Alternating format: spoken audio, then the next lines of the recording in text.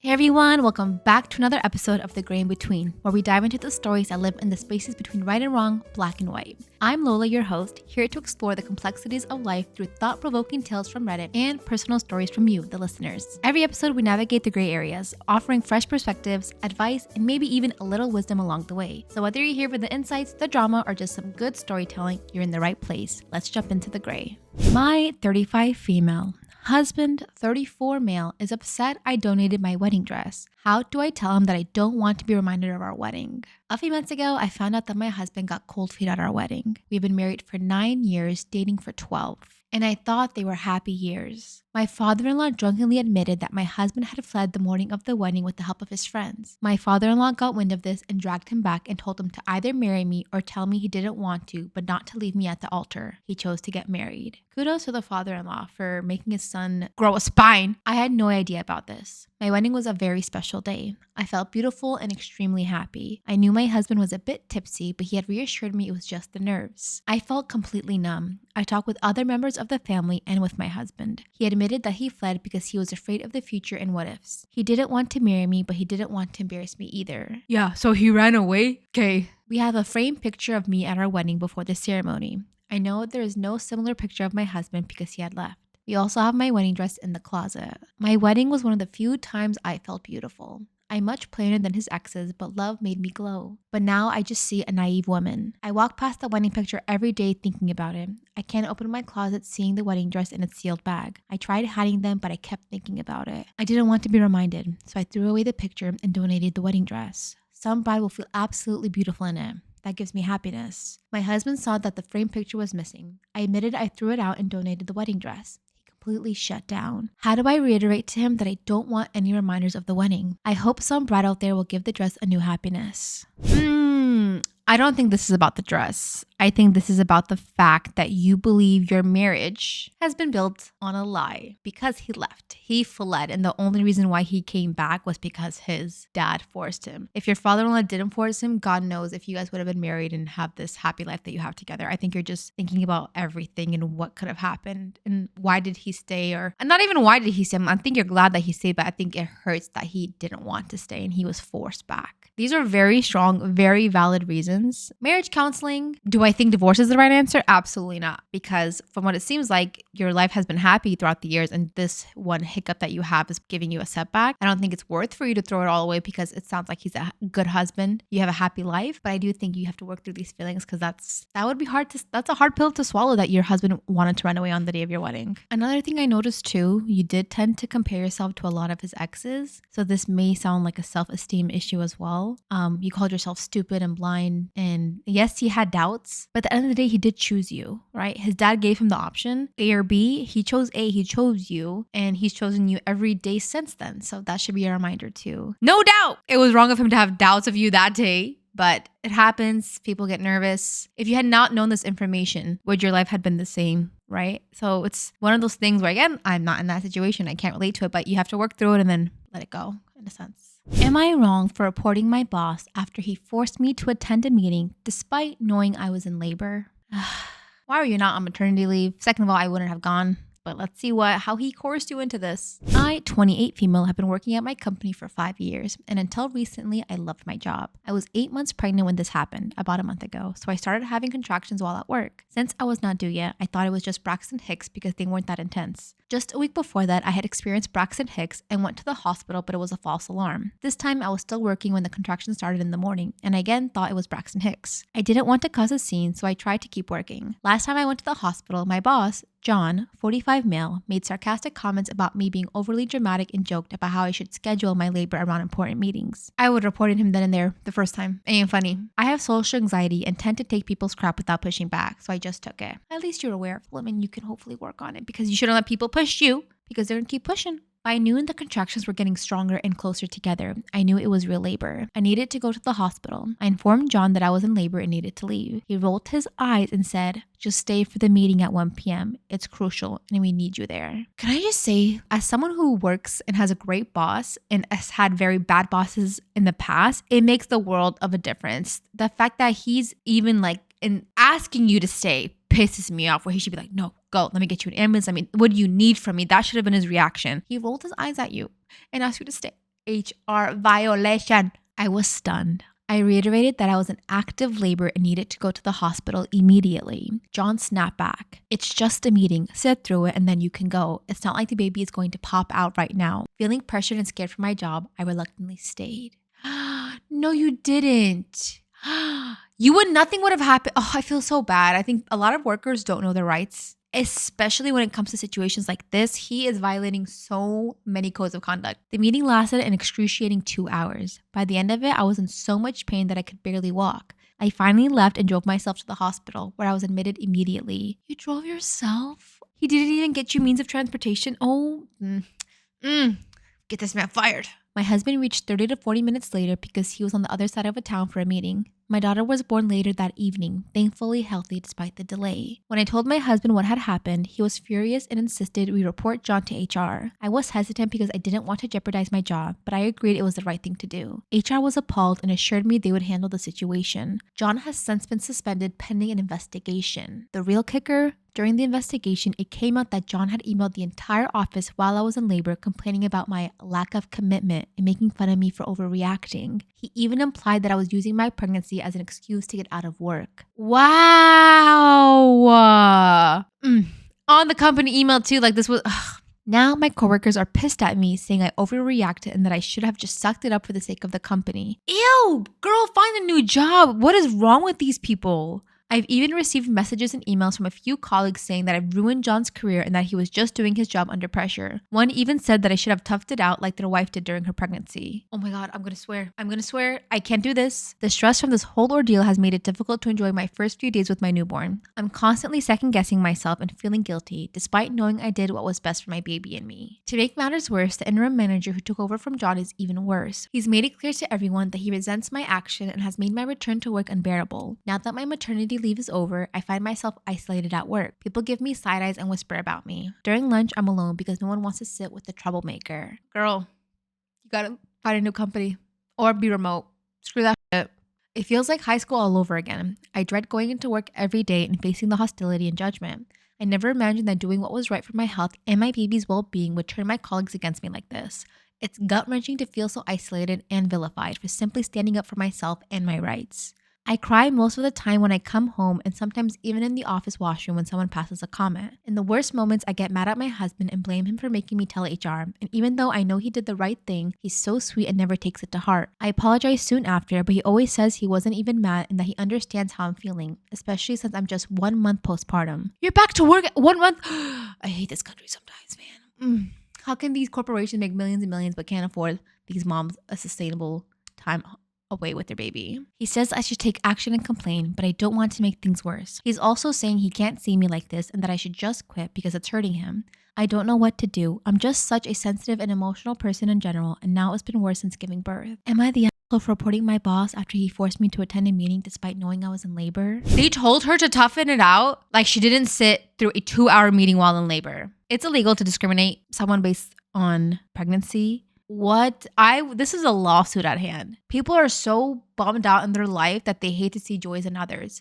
I will tell you, I have worked in 2 completely different work environments. One, the worst I've ever had, where my boss was up my ass, nitpicking every single, what did you do from this time to this time? What did you do from this time to this time? Up my butt. But I do know that I had that luxury of that. I didn't quit until I had something else. And then that new company that I'm with, the best. I remember one time it was Eid, right? So like our Muslim holiday was on a Sunday and the party was at my house and we were up all night cleaning. You know, we're hosting, so it was a lot of work. And then I work at 7 a.m., right? Monday. My fault, I didn't take the day off, but I texted my boss at like 3 or 4 when I was heading to bed. I said, hey, I'm just gonna log on a few hours later if that's okay. I'm super tired. Like I can't get up at 7. She responds back when she wakes up, no problem. Take all the time you need. And then when I had my meeting with her, she's like, hey, Lola, next time, just take the day off.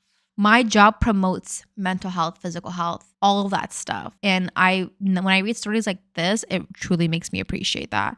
Oh my God. If you're not happy in your work life, you're not going to be happy at your home life. I'm a firm believer in that because when I was at a job that I hated, I cried all the time. I was like, I hate this. I hate this. I hate this. I don't like this. You deserve better. Let's see how toxic this one is going to be.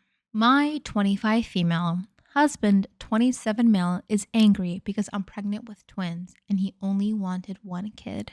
This is why biology is like a mandatory class growing up in school, because it teaches you these things that we don't have control over this. Unless you do IVF. If you conceive naturally, you do not know if you have 1, 2, or 3 kids. It's hereditary. 2, you don't get to pick how many eggs drop or if an egg splits. So for some background, my husband, 27 male, and I, 25 female, have been together for 5 years, married for 2. My husband grew up in a very strict and traditional family. His parents were very religious, and they had 8 children. My husband is a second-born child, but he has an older brother who is severely disabled. So growing up, his parents forced him to basically raise and watch over all of his siblings. Growing up, my husband had no childhood. From the moment he was able to do things independently, his parents forced him to grow up too fast. Directly after school, he was forced to feed, bathe, change, and take care of his older brother. And on top of that, he was expected to take care of all 6 of his younger siblings. His parents were very neglectful.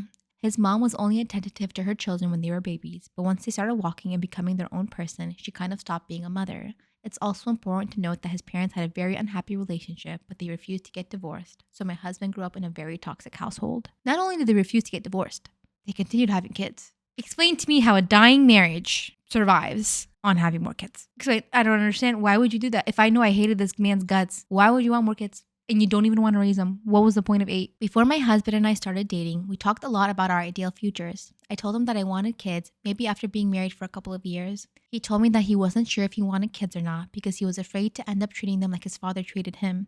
And as much as he loved to have his own kids, it would destroy him if he became another version of his father. I was already in therapy at the time, so I suggested he look into therapy as well. Shortly after we started dating, he began seeing a therapist. He has really come a long way, especially in learning to love himself, and I'm proud of him. After almost 2 years in therapy, he told me that he changed his mind about kids. He explained that therapy helped him realize that he was just afraid of becoming his father, and he's actively learning to unlearn toxic behaviors that he grew up in. He also explained that he was open to the idea of kids in the future and wanted to be the father he never had. Well, we've been married for 2 years, and both have stable jobs. So earlier this year, I brought up kids and how I wanted to start trying for a baby. He admitted that he was a little scared, but he was ready to be a dad. We had multiple long conversations about the type of parents that we wanted to be, our parenting style, and what we deemed as unacceptable behaviors for parents. And my husband mentioned that he only wants to have 1 kid. He was pretty clear about how he didn't want his kids to repeat his childhood, where the older child has to take care of the younger one. You can prevent that from happening if you become a parent. You just have to parent and let kids be kids. You're acting like that's on the children. That's on you as the parent to make sure the kids don't get care of the other kids.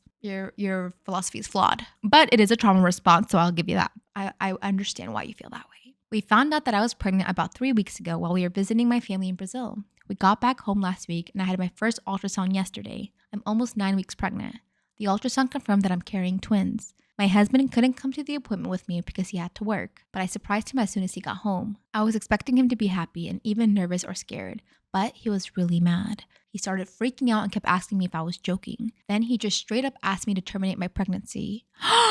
What the fudge? I just stared at him because I was shocked. I told him that I wasn't going to abort the babies that we planned. Then he got really mad and said that he only wanted 1 baby. He told me to either abort both or at least abort one of our twins and keep the other. I'm speechless. That's honestly ridiculous. I don't even know if that's possible, but I refused. We got into a really intense argument. He has never yelled at me until yesterday. He just kept yelling about how he only agreed to 1 baby and how I'm being selfish. Dear brother, did you not think of every situation when you decided to have a baby? There was a slim possibility, but still possibility that you would have twins. Forget about how you feel. I mean, do you know how hard it feels carrying 1 baby, let alone 2? That's going to destroy her internally. I would be more scared about her well-being, not about the hypothetical children you don't even have yet that you don't know how you're going to react to when they're older. Like, chill. He left the house last night. I've tried to call him, but he won't answer his phone. I don't know where he is. Twins don't run in my family, and they don't run in his family either. It just happened, and I have no way of controlling that. I don't understand why he's behaving like this. He was so happy about becoming a dad, and now he's asking me to get rid of our babies. I'm really lost. I haven't gotten much sleep, and I had to call out of work today. I'm at a loss for words. A part of me wants to tell you that if he doesn't come back to his senses, be prepared to do this alone or with your family.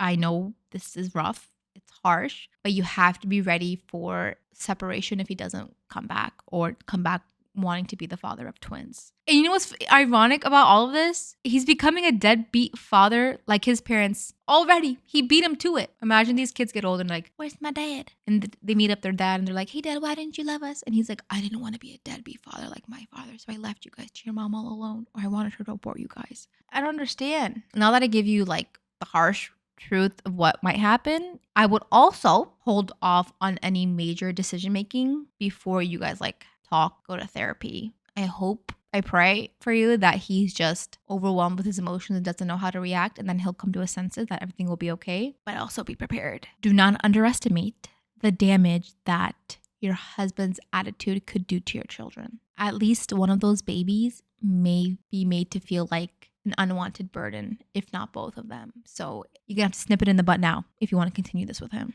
All right, you guys, this is one of my favorite parts of the show where we go to the viewer's corner and I read a story submitted directly by one of you guys. Let's look into this one. Okay, I am mainly looking for advice. My boyfriend and I have been seeing each other for well over a year, and he lives on our college campus with his brother and another roommate. At the end of the summer, the other roommate is moving out, and this girl, we'll call her Kate, is moving in. I forgot how him and his brother met Kate, but they picked her so they wouldn't have to find a random person to move in. I'm not bothered by the fact that she is a girl. I am, because I have lived with a guy before, although that guy is my best friend and also gay. Oh, that's valid. The issue I have with her moving in is her Twitter account and her OnlyFans. Ma'am, please.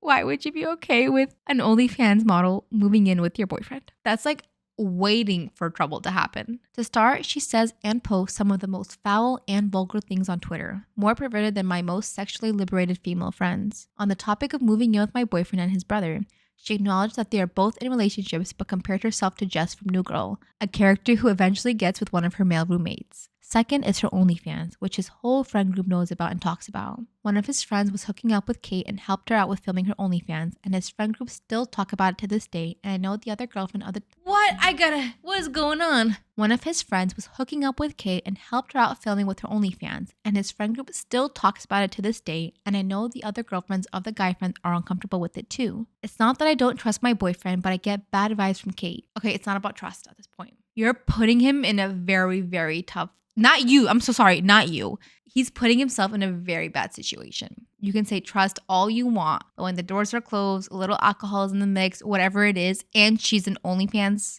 model, you're asking for him to cheat on you at this point. I'm sorry. Don't hate me for this opinion. I feel like most of you guys would agree. If it was, regular girl, OnlyFans model is the exception. You don't get to move in with them. Not when their whole career in life is about my boyfriend's apartment is actually disgusting. I would never pay money to live there, and I can't imagine any woman wanting to share one bathroom with two grown men. Doesn't even go to our university or work anywhere close by, so why would she want to live there? Which leads me to suspect that she has alternative motives moving in. I was trying to give her slack like, hey, she's doing OnlyFans to get herself through school. She ain't even a student. Why is she living with other OnlyFans people? Why aren't they like all in a hub and like diddly-daddling together? Why does she have to be with two taken men? I also think, don't hate me on this, but some women, not all, but some women really do enjoy taking things that they can't have. For example, they're both taken. So she's going to make it a point to be like, you know what? I can't have this. Now I want it even more. And I would hate for that to happen to you. When you see the car crash happening a mile away and you're just going to get hurt, you're going to be collateral. Bad idea. I should add that my boyfriend and his brother are both very attractive. I was going to hope that you're going to say they're very ugly. So you're safe then. But if they're both very attractive, like, I feel like they low-key want this to happen too. I try my best to be pro-women and pro-sex work, but I'm so uncomfortable with the situation. She already signed a lease, so there's... She already signed... It's over. She already signed the lease. What are you asking about? She already signed a lease, so there's nothing that could happen now. He made me feel like I was overreacting, but I just know if the roles were reversed and I was living with the man who said sexual things on the internet and made literal porn, he would have a problem with it. Any advice on boundaries I should set or other concerns I should address would be appreciated. Love your content, by the way. Oh my God, thank you so much. I can't say your name because you want to be anonymous, but thank you for sending your story in. And I'm sorry if I'm being judgmental, but I'm not saying it to you. I'm saying it to the situation, okay? You sound like a really sweet person, and I just think you're putting yourself up for hurt. I think you're putting yourself up to get devastated, and when it does happen, you're just gonna, I told you so. Like, it's such a bad, how do I say it? This is a recipe for disaster happening. You have these bad gut feelings. You can be pro-woman, pro-sex work. I had to really think about the situation. I wanted to write some things down and then share that with you guys. So there's like 5 key things I want to discuss and make sure you know. 1, acknowledge your feelings. It's important that you recognize that your discomfort is not about being anti-woman or anti-sex work. It's about the specific dynamics of this living arrangement and the potential impact on your relationship. 2, open communication. Have an open and honest conversation with your boyfriend about your concerns. Frame it in a way that emphasizes how the situation makes you feel rather than accusing him of anything, because nothing has happened yet. 3, set clear boundaries. Discuss and establish boundaries that both of you are comfortable with. Some of them that I wrote down was limiting the amount of time your boyfriend spends alone with Kate, open communication if anything happened that makes either of you uncomfortable, and deciding on the frequency of visits to the apartment or Kate's presence when you're there. So I think those are really good key boundaries to have. 4 is going to be mutual respect and understanding, considering how your boyfriend would feel if the roles were reversed, right? He needs to put himself in your shoes. It's important for both of you guys to respect each other's feelings and make adjustments that prioritize the relationship, right? If the roles were reversed, right? He would say no, or he would be uncomfortable with it. You have to say that then. He has to respect that. If I knew what I'm going to do or put myself into is going to cause my partner tremendous amount of emotional distress, I'm invalidating their feelings or put them in a really bad place, I'm not going to do it because I value that person. I don't want to risk it. If this will make you feel better, I will find someone else to room with me. But I don't know if that was communicated towards each other before she signed the lease, or was he asking you about how you would feel, or he's telling you, hey, she's going to sign the lease. I think that's important too. Oh wait, what's my 5th one? Trust and transparency. Trust is the foundation of any relationship, guys, and regular open communication can help maintain trust and prevent any sort of misunderstanding. So if your boyfriend is transparent about his interactions with Kate and reassures you regularly, it could help alleviate some of your anxiety. So, not all. If you see this, I hope you're able to give us an update. Oh, one more thing I want to add before we close this episode off is respect yourself and your needs. Ultimately, you need to respect your own feelings and happiness. If the situation becomes too uncomfortable, or if your concerns are not being respected, it's important to take steps that prioritize your well-being. You get what I'm saying? So it's a very delicate, weird situation. Sorry. And it's important that you approach it with, actually don't approach it with empathy. F that. Sorry. I wouldn't want this for myself and I wouldn't want it for you. But if you're comfortable with it, have that conversation with him. All right, you guys, that's it for today's episode. Thank you guys so much for listening. I hope you guys liked it. Make sure you like and subscribe, comment. What else am I supposed to say in these types of things? I don't know. I'm new to this, so I'm still figuring it out. Make sure you follow me on all my socials and make sure you send me your stories as well. I'll see you guys next time. Bye.